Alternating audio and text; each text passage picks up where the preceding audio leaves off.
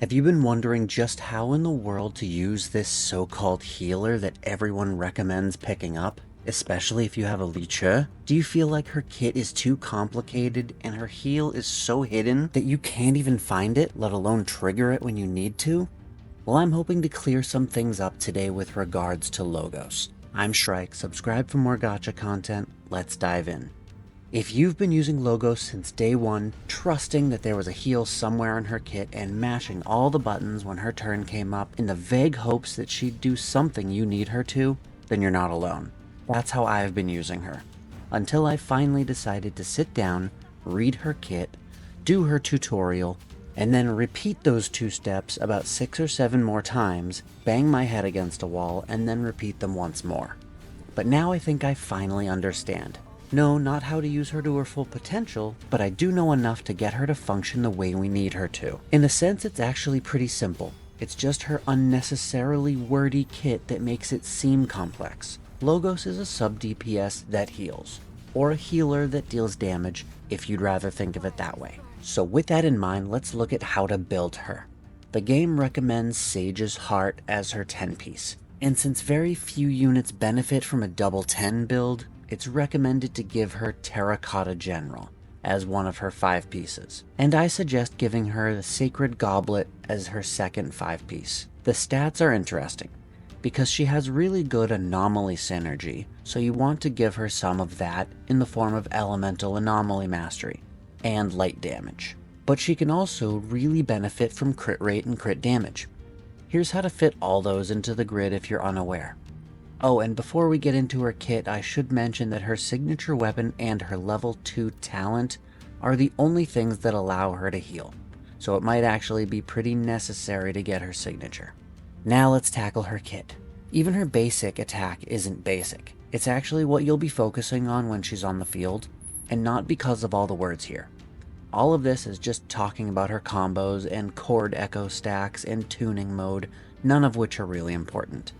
Suffice it to say that tuning mode is somewhat of a shortcut to getting through her combos, and if your goal is to pilot her most efficiently, you'll want to try and understand tuning mode as best you can. But for now, just know that much of her kit will reward her with stacks of chord echo, and her basic attack combo is one of them. Moving on to skill 1. This is a lunge attack, and it's pretty useful, since it fits into her basic attack combo as a replacement for the first 2 steps. Use this and then your basic attack combo will already be at the 3rd step out of 4. Still, getting through this won't get you much chord echo, so it's almost not even worth learning. Skill 2 is another lunge attack, but one that you can actually charge by holding the skill 2 button. Never do this. There is a way to get the fully charged effect without needing to hold it, so why ever do it manually? But now we reach her passive, when it all becomes clear. The cloud will part, the fog will lift, the whatever other analogy you feel like using. This basically says that once her chord echo stacks fill up, her basic attack button will glow, and if you hit it, Logos will do that zippy back and forth thing.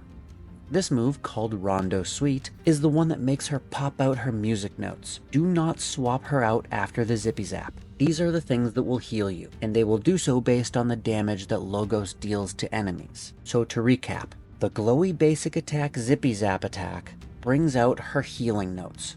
They also have an offensive function too, but they do that on their own, so don't worry about it.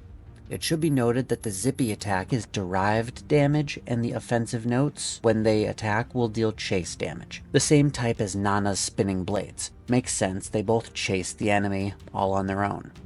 Her ultimate, fortunately, just deals damage, which in her case isn't a waste, since if built right, you won't be using all these skills just to pop out her heal and then swapping out to your DPS. You could actually be putting some serious pressure on the enemy with her while you let your other characters sit back and soak up the healing. I'm actually not entirely sure on the skill priority. I can't see if leveling up her passive would give more notes or more healing or allow the notes to stay around for longer. If that were the case, then yeah, you'd absolutely want to prioritize that. But beyond that, she's a damage dealer. Skill 1, Skill 2, Ultimate will all be very useful. Again, never charge up that Skill 2 yourself. I'll explain the shortcut to that in the next section. Welcome to the next section, Combat. So it's very simple. Using her skill 1 can put you into a tuning mode. And then if you're in tuning mode, using skill 2 simply acts as if you've already held down the charge button, and pulling off a charge attack gets you a good amount of core deco. So in simple terms, skill 1 into skill 2 equals big charged lunge and gets you closer to glowy basic attack. And if you add another skill 1 to the end of that, there isn't a big pause like in between some of her skill animations. So skill 1, skill 2, skill 1 is a pretty good way to build up that bar. What you'll mostly be doing is fighting while watching her basic attack. So realistically, you can just spam all her skills, but if you want to be a little more tactical about it, then you can use that combo. Once her basic attack is glowing, you'll know that the Rondo is ready, the zippy attack that brings out her notes for healing. Even if your characters don't need healing, this is still a good way to deal more damage, especially if you have boosted chase or derived damage. And it'll also get you closer to her ultimate. Her Rondo also builds up light anomaly pretty fast, so if you're going for an overload, then you can crank out that combo, pop that zippy attack, get that anomaly burst, and then swap to your other units for the big damage. There are a lot of ways you can use her, and once you ignore 90% of her kit, they all start to make sense. The last section is teams, and I think this one will disappoint a lot of people. As with any healer, she can go in any team. Literally. You may think that's a cop-out on my part, but it's true. Of course, she's amazing in the Li Che team. She's probably not as efficient in a team with 2 other light units. You really want variety with Anomaly. But I mean, she wouldn't be terrible. Light is a powerful anomaly effect. I don't think I'd pair her with Viola, since they're both sub-DPS, but I could be wrong, they could be great together. Pretty much, she takes the healer slot, leaving buffer and main DPS. And pretty much anyone you can think of to put in those slots can work for her. It would more come down to the synergy between the 2 remaining members rather than her. She's friends with everyone. I've found I really like her with Florence and Hefe, since both of them being fire means you need another element, which normally would mean foregoing a healer for a sub-DPS with a good element pairing with fire. But with Logos, she fills both requirements. She can complete the Bright Flame team, provide respectable damage, and you still get a healer. In fact, I like her on this team so much that I might build up an Asti just so she can be Li Che's healer instead for the stages that require 2 teams. But I hope this helped some of you understand Logos a bit better. Her kit is very confusing, more so than it really needed to be.